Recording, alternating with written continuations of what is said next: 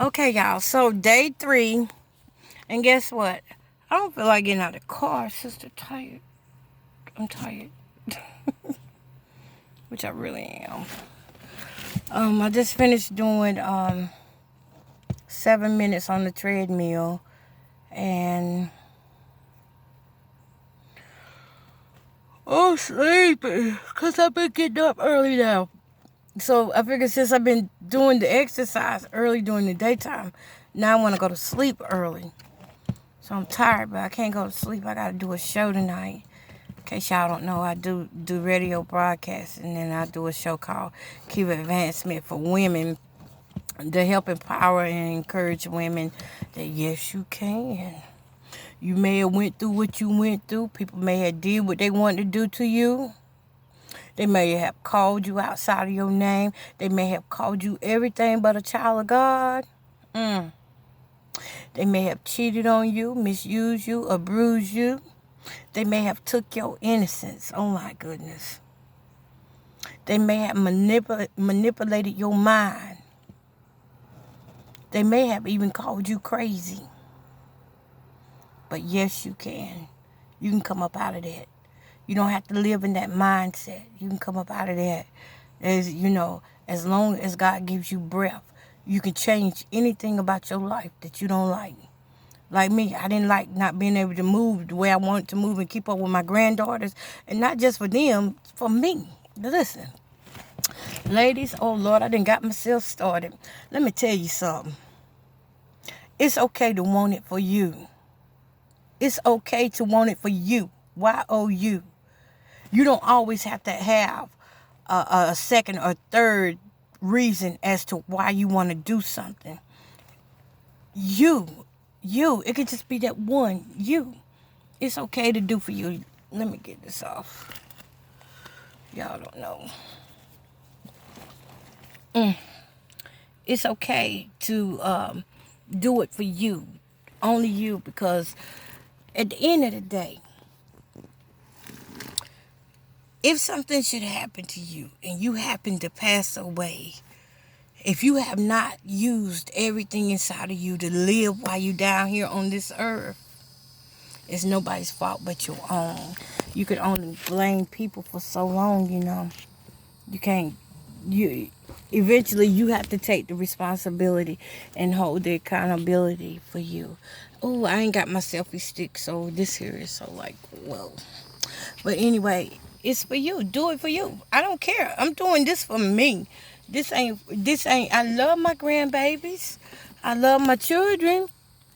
God knows I love my husband that I ain't got yet. But I'm doing this for me. And I think that's where sometimes we mess up at, is when we don't take and people make us feel selfish when we say we want to do something for ourselves and then we don't do it. Or if we do it, we got to include everybody. Listen, I ain't include 2020 is rough enough. So if you're not out here doing for you, then how you going to do for others? It didn't hit me until I got in my early 40s just how much I had done for others, but had not done a thing for me. Relationship after relationship, I sat there and babied men and mothered men. I mothered my children. I mothered other people's children. I mothered family members. I did all this stuff for other people, but I had did nothing for me. I felt guilty. I used to would feel guilty if I did something for me. I would feel bad, like I didn't deserve it. I remember the first time I went to the gym when I was like up in my 560 pounds, y'all. I was so big I had to weigh at the truck stop. You hear me? I weighed at the truck stop. So to be able to wear Walmart clothes now, you think I'm going to be ashamed to put on some Walmart clothes? The devil is a liar. I'm not going to be ashamed to put on Dollar General clothes, Family Dollar clothes. The devil is a liar, because there was a point in time in my life when I could not wear those things because of my size. But back to what I was saying, because I love to jump, and if I don't catch myself, I'm really back in. But it ties in there to I would not do anything for myself because I felt guilty about doing anything for myself. So therefore, everything I did, it was built around the fact of stuff that I was taught when I was younger. When I was younger, I was taught that, you know, you look out for everybody. You look out for everybody. But then when I grew up, I realized you can't look out for everybody. And it ain't bad. Some people you ain't got no business looking out for. I'm just keeping it real. Some people you've been looking out for them since they were kids and they still ain't grew up and they about 60 years old. So at what point do you realize that you have to take care of you, your mind, your well-being, your heart? You have to make sure your heart stays pure. You see what I'm saying? So it's not selfish to want to do something and have something for yourself. It's not selfish at all, because when you love on yourself, guess what? You can get out here and love on others. Yeah, this is very uncomfortable, y'all. Very uncomfortable. I need the selfie stick, but I already didn't start the video, so I ain't going to get it. So, you know, when I said that I was going to do this 10-day challenge, I had no idea that I was going to be doing videos with it or anything. I was like, I just need to do this for me. At the end of the day, my children can't walk for me. They can't get up and go to the bathroom for me. They can't get up and take a shower for me. There's certain things they can't do. Yeah, they can go to the grocery store and buy a whole bunch of stuff. But there's certain stuff they can't do for me. They can't go up under my arms and have my hands and, you know, do what I do to me. You know, you just have to stop, breathe, and realize that you do matter. You matter, and, you know, I don't care how good you are to some people. You are never going to be enough. So, dudes and chicks out here, you better be enough for you. And then what you got on the inside, you can share with others as God allows you to. As He allows you to share with others, then you can share with others. Yep, that's pretty much it. So, what I'm doing now, this 10-day challenge, it is for me. And I'm sharing it with anybody that wants to go ahead and take it along with me.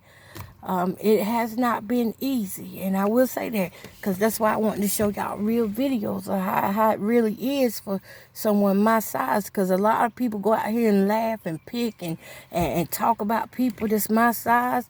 Like we ain't nobody. Like we monsters. Like we ain't real people. So when we talk about discrimination and all kind of trials and tribulations that come along with, the weight is just one aspect, but we got a whole nother mental aspect that we deal with when you're my size. It's a whole nother mental aspect. It's just, it takes it to another level, y'all. And that'll be another day when I explain that, because I can go for hours on that. But the mentality of someone that's overweight is, I know for me, let me say for me, okay? I can't speak for any of you other big broodies out there. But for me, it was a point in my life, a point in time in my life when I felt like I was a monster. I felt like I looked like a monster. If I look in the camera like it now, I see the chubbiness on my face and I see the structures that's missing. I see the double chin and all that stuff. But back in the day, before I knew who I was in Christ, that stuff would have mattered. It would have bothered me. It would have mattered. You hear me?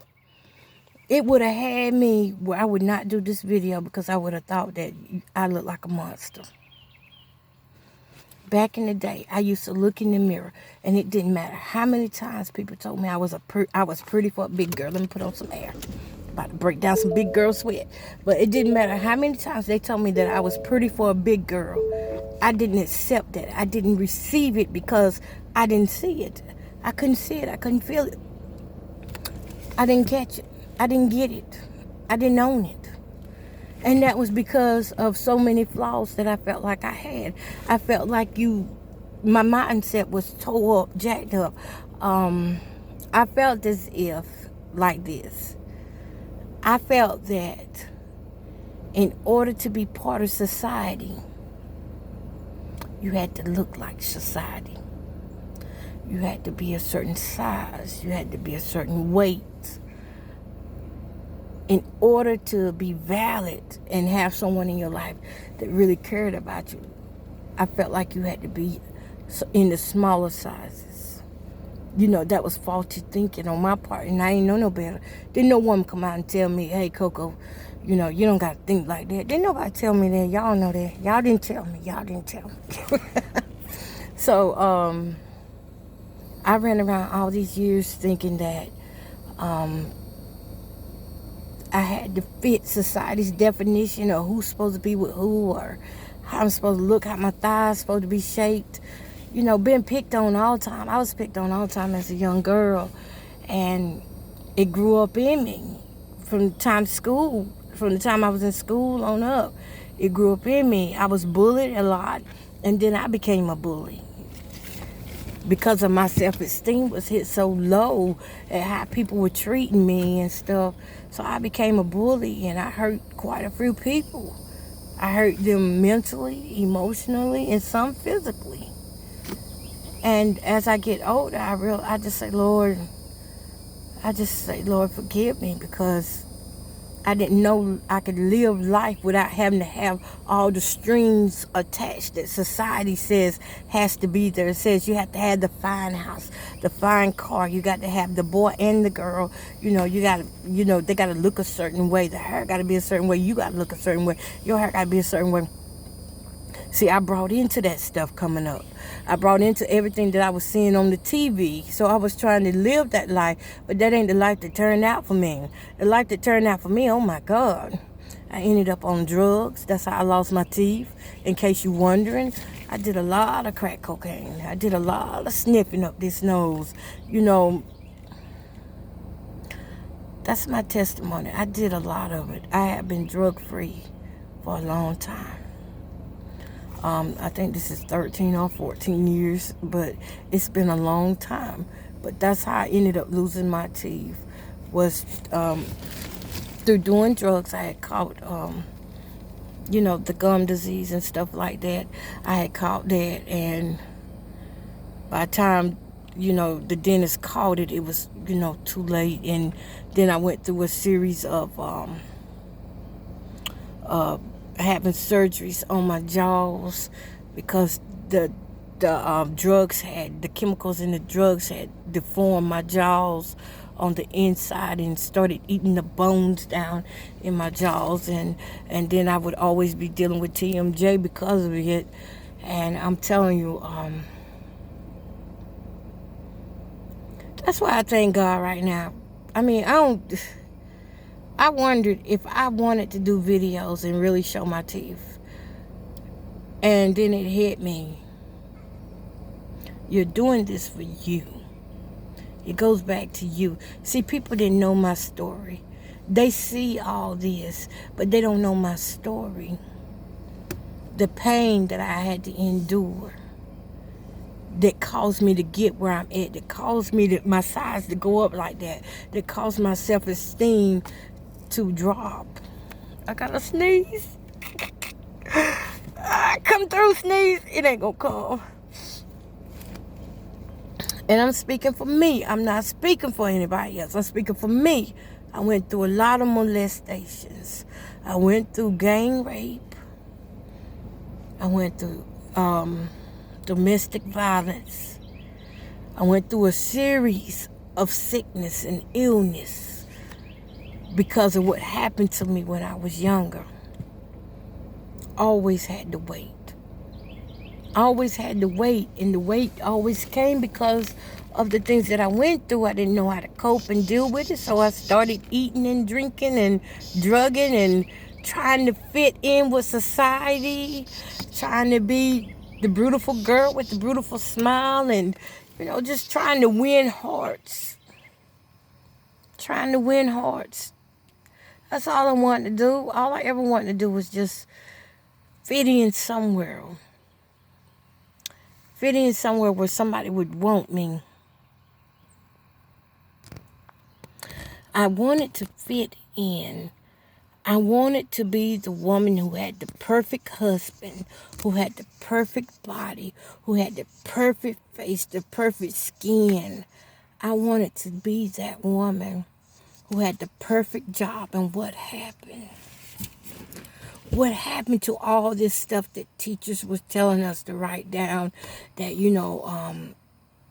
sometimes family members or college teachers would come into the schools and talk to us about our goals, dreams, and visions, and they didn't tell us that along the way we were going to hit all these bumps and all these humps and all these trials and tribulations were going to come at some point. So we grow up thinking that we got it made and that we're going to be this, we're going to be that, and it didn't happen. It happened nothing like I planned. I never planned on being raped. Yes, I planned on being a hot girl, but not raped. I never planned on being molested. Yes, I love being around family, but I didn't want you touching me. Didn't plan any of that stuff. And that was stuff I had to, these pounds, every one of these pounds represent something that I had to tote with me throughout the years. So each time I got discouraged, I ate. I didn't even realize I had an eating disorder till I was grown. And I was up in I was grown. Like big grown. Like big mad grown. But I didn't realize how bad it was until one day I wake up and I'm 500 and some pounds. And I will tell you, I was a self-entitled person. I was very selfish. Very selfish. Anybody in my family can tell you that. I was selfish and I was prideful. Very prideful. Pride just choked me out. I was very prideful because I felt like I was pretty. Listen to me, y'all. I know. Okay, but y'all got to know this for real, because this is somebody's life. Somebody else is going through this now. See, I'm through that phase. I didn't got in the door with God, but somebody else is going through this right now. I was prideful. I was pretty, and I used my looks, and I was witty.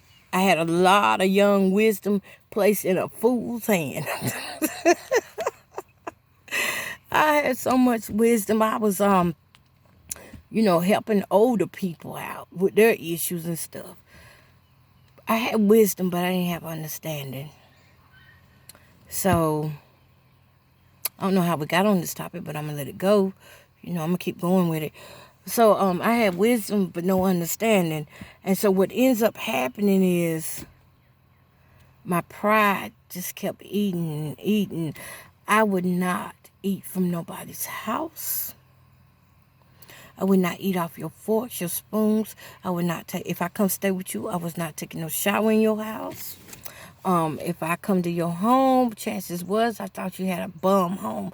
I probably did not like your house if I came to your home. And I just sat there and I probably felt uncomfortable. I'm telling y'all this because this is how pride will have you out there. I was like, I can't afford for nobody to see this. Double chin and stuff. So every day I woke up, I did neck exercises every day. It was a certain standard, a certain way I had to have things. I'm telling you, I was set in my ways. Can't tell me God ain't real. I mean, I'm telling you right now, if you came to my house, you basically had an assigned seat. You basically had an assigned seat. You hear me? Everybody knew when you come to my house, you sit in your seat. Wherever you've been assigned, do not sit in my seat. I mean, I had so much of my ways that was just hateful, satanic, demonic, so hateful. I'm telling you, it was a mess. Men used to always tell me, you always gonna end up being by yourself because of how you act and how you treat people. I never treated a man like a man. I treated a man like a butler. Can you clean? Do you know how to cook? That's what you can do for me. They cook, I ate, I gained weight. They automatically knew food was the way to my stomach. So they want to keep me happy. That's what they did. So you see how that pride came in there and just, it left me in bad shape.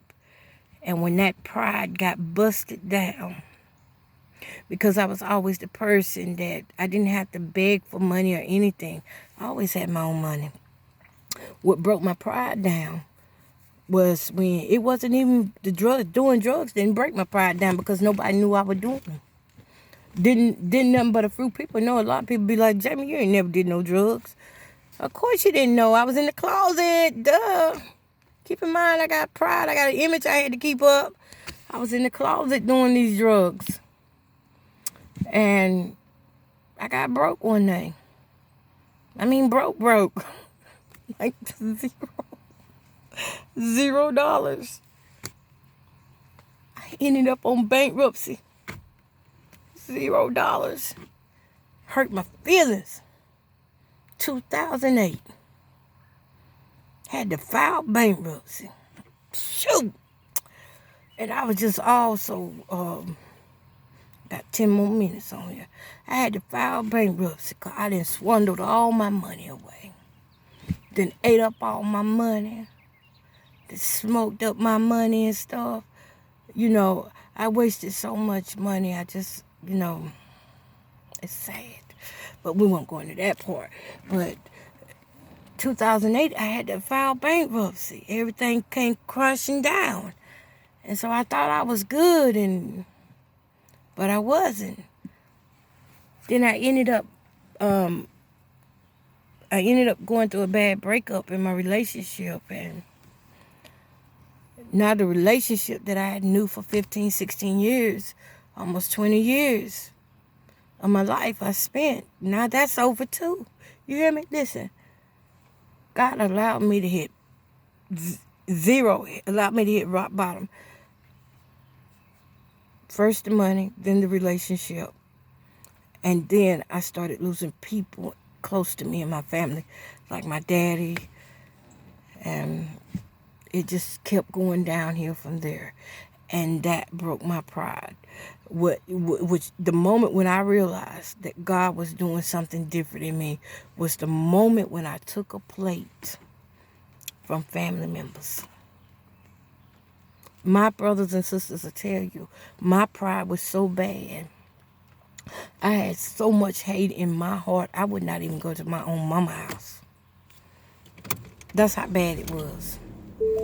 I had them built up a wall from people and they didn't even realize that the wall was built up. It was so horrible. And it's starting to rain. So I need to hurry this up so I can get in the house. But it was so horrible that, it's crazy. So pride will put you in a position where you end up with a lot of weight on you, a lot of troubles in your heart, a lot of issues in your heart, and you don't know how to deal with them. You're going to have to get people that know how to deal with them. You're going to have to get around people that's a lot smarter than you. You're going to have to let that pride go because that pride will destruct you. It comes before destruction, and sure enough, it came. It came to the point where I just was like, I can't believe this me. I can't believe this me having to ask somebody for a sandwich. I can't believe this me having to actually ride in somebody else's car. Y'all look, I lost my vehicles too. The only thing I really didn't lose was my home, but I lost everything that was in it. Had to get a new bed. I just recently refurnished my home in 2017. Recently, just got a bed about 6 months ago. Just got a bed. I've been sleeping on a small twin because I had lost everything in my house. And I had to save money up to get me a bed. So I'm trying to tell y'all that when you see women like me going through something and we talking to you, we're trying to bless you with some stuff we already been through. We're trying to bless you with that knowledge to let you know that you got to do something for you. Because if you don't get out here and get the help you need, you ain't going to be no help to your kids, to your family members, nobody. And when stuff starts tumbling down because of your pride, some women don't live through it. It was times I didn't want to live through it. Look at my arm. You see my arm? My arm has... I don't know, can y'all see? Let me see. I'm trying to throw my arm up so. Let me see. That was stupid. Y'all, I put the light on like y'all can see. Oh my God. But anyway, there are marks all across my arm.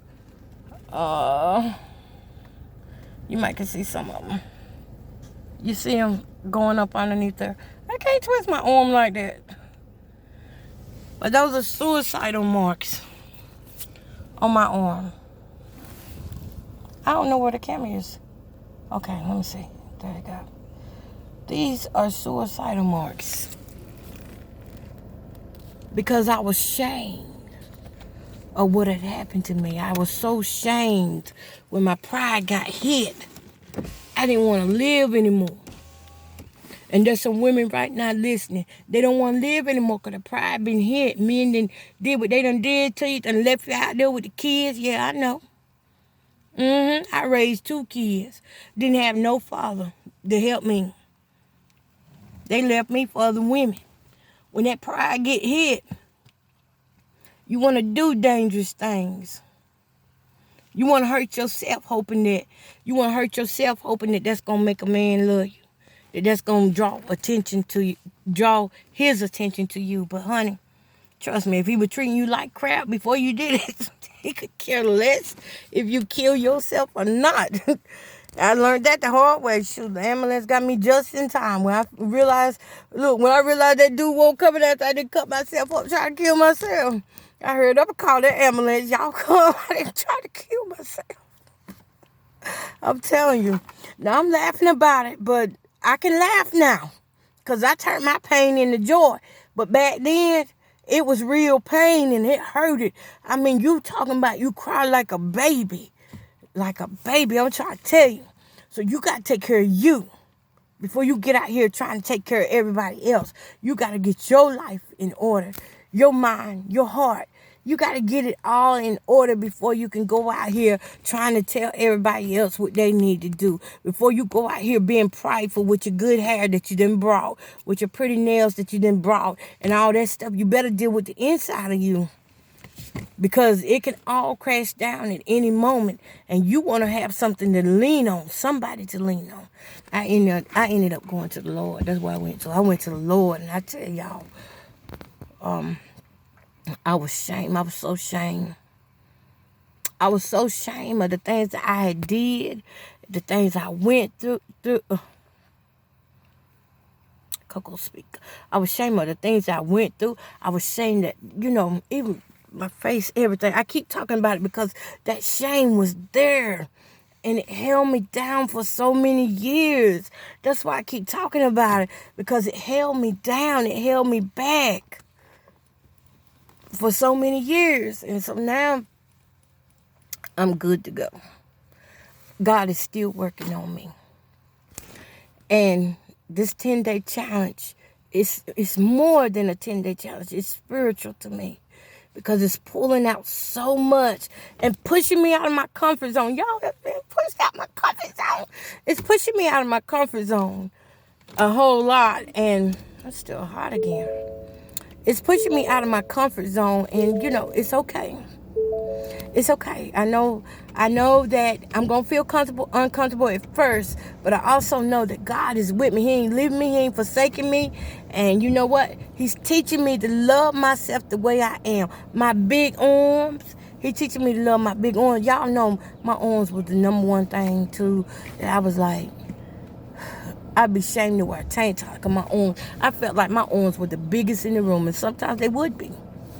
I felt like they were just the most disgusting thing. I told you, there's a time and a phase that people go through that are overweight where they feel like they are monsters. I felt like my arms belonged on a cartoon somewhere with Hulkster and stuff. And then, when you be teased about it don't do no good because I was called football back for years, all kinds of things. Pie face, just hateful, derogatory stuff, And that stuff sinks down in you, so you got to fight. You got to fight. This is you. You got to fight. Don't worry about the ones that's saying it. It's you got to fight to get yourself back up. Oh, my friend told me today, y'all, I was so... I was so happy to talk to him. He told me today, he was like, I said, well, I finally got where I talk in front of the camera and don't worry about my teeth and stuff. And he said, why was you worried about that anyway? When men go looking for the woman or wife that they really want, that part don't even really matter if the hearts connect. And he was like, a man does not go out looking for a model. He wants a woman. I was like, oh boy, you talking like that? Oh baby, when you talk like that. Here's Sakira. Here's Sakira right quick. Oh baby, when you talk like that. But anyway, that's what he reminded me. He said, we're not looking for models. We're looking for women, real women, who have real features, you know. Because I'd rather be upfront with who I am to a guy than to just, you know, show up and be all done up. And then at the end of the night, it's kind of like a club effect thing. You know, you go to the club all cute and while that light off and you drunk and got a few drinks in you. But when that light come on, whoo, women ain't the only one be ugly like that. It's some men too. They be ugly as crap sometimes. When that light come on, I be like, what the world? Well, that was back in the day. I ain't been to a club and I don't know when, y'all. But anyway, though, I'm finna get up off in here and go in the house and relax. I've done what I had to do for the day. I felt like talking. If you follow my plus size grandma on iHeartRadio, y'all come on over to iHeartRadio. How about Spotify? I'm on Spotify with my plus size grandma. You can follow me on YouTube. The podcast is on there too with my plus size grandma. And also Comcast. It's just, you know, just put it in Google. Just put it in Google, Miss Coco Boughton, my plus size grandma. And you will find a lot of things that pull up off of my plus size grandma. It's like over 200 and something episodes. Y'all gonna have to catch up because them episodes originally started in 2016. So if you just not getting on board 4 years later, 2020, you got a lot of catching up to go do. I mean, y'all got to catch it from the beginning of how I got started and everything.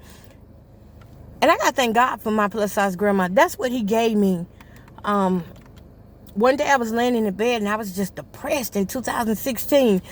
And he was like, get up, get up, get up. I could feel it in my heart. You know, that urge in your heart. I didn't hear a voice. Of course I didn't.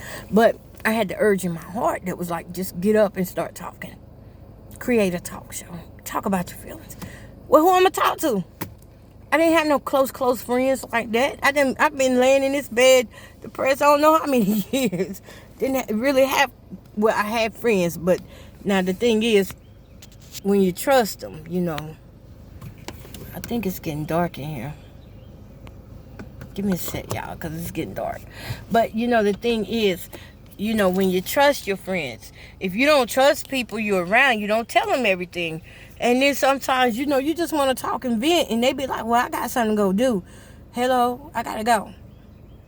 And so what ends up happening is, I know it's going to take forever to load this video. Ooh, because I've been talking. But what ends up happening is, lost train of thought. What ends up happening is you hold in a bunch of stuff that you want to let out. So my plus size grandma was a way for me to let out everything that I was going through in the day, so I wouldn't be holding that stuff in, weighing my heart down, because I know what hate feels like. I know what it feels like to hate people. I've been there. I know how miserable that is. So I was like, I got to create a way out. At that time, I didn't think about getting a therapist. I didn't think about that. So I ended up doing it for, now it's going on 4 years. All right, y'all. So peace, love, and eat healthy. And don't forget to move.